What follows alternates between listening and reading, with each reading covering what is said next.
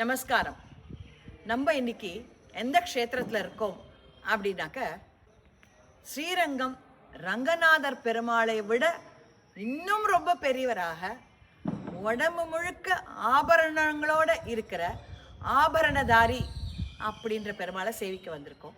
இங்கே மற்ற எல்லோரும் சொல்வது ஆவராணி அப்படின்னு கூகுள்லையும் அப்படி தான் போட்டிருக்கு இந்த ஊர் பேரை.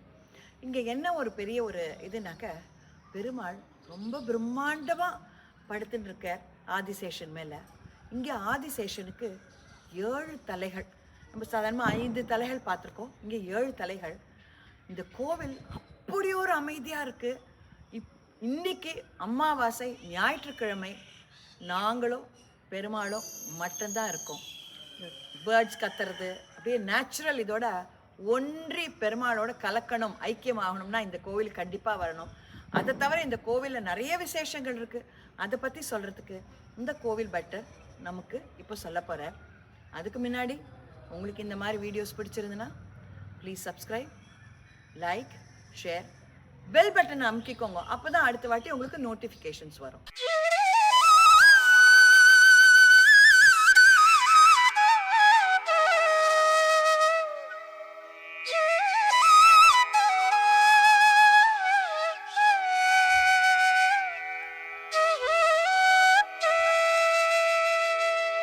நமஸ்காரம். இந்த கோவிலை பற்றி நம்ம நேயர்களுக்கு சொல்லுங்க. எனக்கு இது தெரியும், ரொம்ப புராதான ஒரு 1000 வருஷத்துக்கு. அதை பற்றி கொஞ்சம் பேரும் சொல்லுங்க. நாகை மாவட்டம் சிக்கலுக்கு அருகாமையில் ஆவராணி என்கின்ற ஆபரணதாரி அனந்த நாராயண பெருமாள் திருக்கோயில். இந்த பெருமாளுடைய திருநாமம் அனந்த நாராயண பெருமாள் பஞ்சநாராயண சேத்திரம்.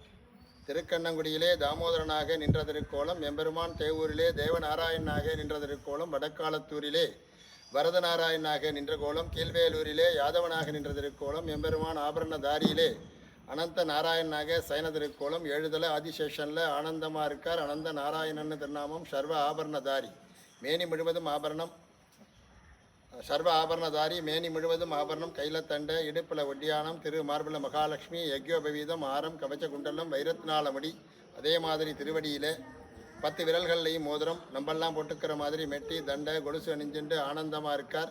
பூமிதேவி தாயார் திருவடியில் தரிசனம், நாபி கமலத்திலிருந்து பிரம்மா, ஸ்ரீதேவி தாயார் மடியில் இருக்கிறதுனால பெருமாள் ஆனந்தமாக இருக்கார். அனந்த நாராயணனாக இருக்கார். உலகுக்கெல்லாம் படி அளக்கிற பெருமாள் மறுக்கால வச்சுட்டு ஆனந்தமாக பார்க்கடலில் எப்படி சேவை சாதிக்கிறாரோ அதே மாதிரி சேவை சாதிக்கிறார்.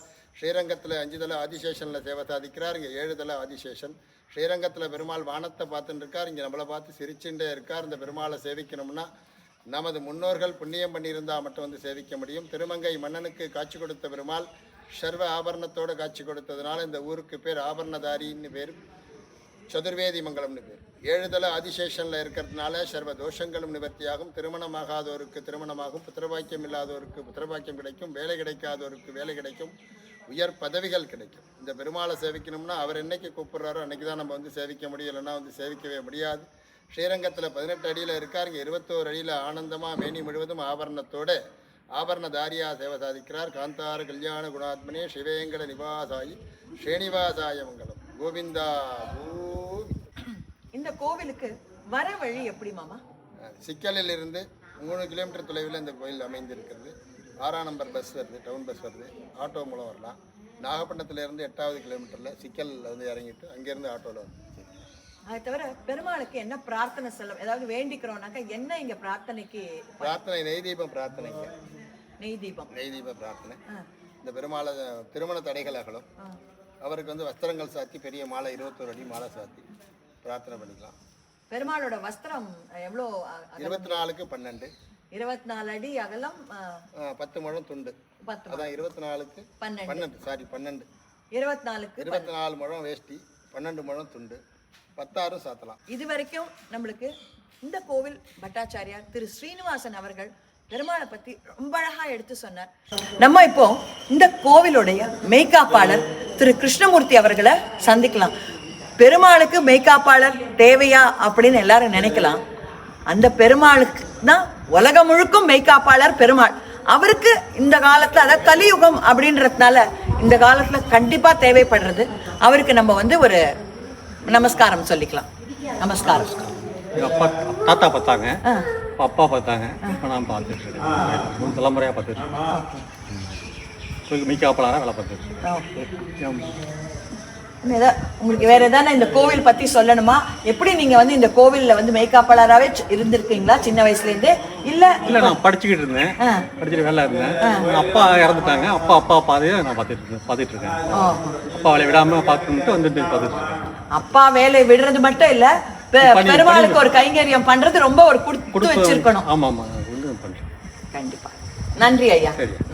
இந்த கோவிலுக்கு கண்டிப்பா எல்லாரும் வரணும்னு நான் ரெக்கமெண்ட் பண்றேன். ஏன்னாக்க அவ்வளோ ஒரு அமைதி.